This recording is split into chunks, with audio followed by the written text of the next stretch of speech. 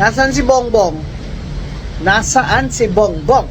Nasaan si BBM? Ipakita nyo siya sa amin. Live stream. Alive, aware, and awake. Kasi, pag yung diverticulitis na yan, diverticulitis,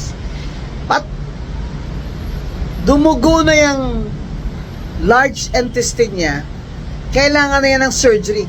Pag nag-surgery si BBM, syempre general anesthesia yon. Aba, ayon sa ating batas, di ba? Temporarily incapacitated siya. And if he's temporarily incapacitated, the Vice President assumes office, hindi ba? Pwede ba yun?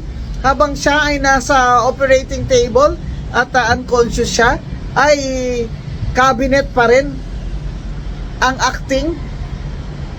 Hindi naman pwedeng ganun.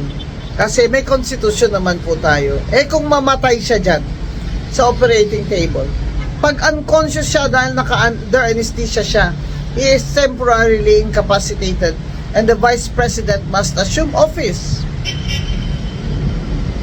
Bongbong.